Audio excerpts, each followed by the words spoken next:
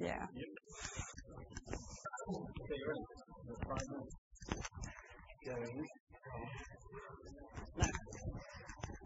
Swine flu, a timeline. In January 2009, we hypothetically saw the start of the swine flu, though there's no real way of knowing when the H1N1 strain first mutated. H1N1 was discovered to be a totally new strain of influenza, one combining avian, swine and human flu. March 2009 saw the first cases of swine flu in Texas and California. By this point, there had been 18 reported cases in Mexico, but for some reason, nobody really took all that much notice until the USA was affected. By early April 2009, there were several dozen confirmed cases in the USA and other reported cases in Spain, Canada and Scotland. People, understandably, panicked. Headlines around the world already commented on the worst case scenarios. On the 27th of April, the World Health Organization upgraded the pandemic warning level from 3 to 4.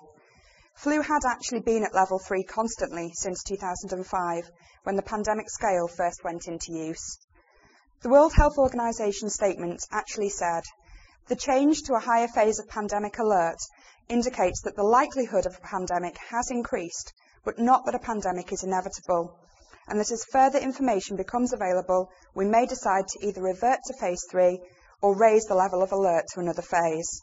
Crucially, despite the Southern Hemisphere flu season starting in May, they did not recommend that factories making the normal seasonal flu vaccinations switch to making a specific swine flu one. They did, however, call for disease surveillance while specifically urging countries not to restrict travel or close any borders. America responded immediately by advising all citizens against travel to Mexico. One UK paper ran the headline, "40 million will die." May 2009 saw the Egyptian government's decision to cull 250,000 pigs as a measure to halt the spread of infection.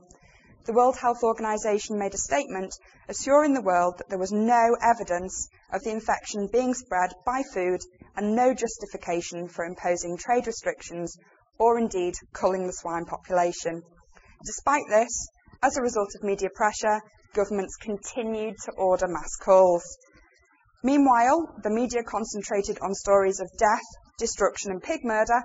Mathematicians monitored that the flu was in fact spreading at about the same rate as the normal seasonal flu. Typically, they found a formula to prove this. The Lotka-Euler equation found that the growth rate was 1.16 or, and I quote, "enough to keep going, but barely." Newspapers pretty much ignored this, but hold on to that thought. In June, the World Health Organization confirmed that 30,000 confirmed cases across 74 countries had been reported and that the world was at the start of a flu pandemic. The status was raised to phase 6. Again, the general message was reassuring. No previous pandemic had ever been detected so early. The statement ended with, "We're all in this together and we'll all get through this together." By September, experts were on tenterhooks as the flu season started in the Northern Hemisphere. Fears were spreading by the media that the virus could further mutate and hybridize with an avian flu strain. However, at this point, less than 1% of sufferers had become seriously ill. On the 27th of December, the World Health Organization statement confirmed that there had been 12,220 deaths of H1N1 flu. Normal seasonal flu kills between 250,000 and 300,000.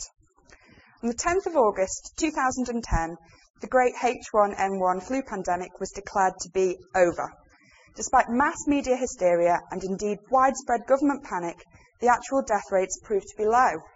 The infection rate was peculiar in that those that died were young, healthy individuals, but the infection rates themselves were low.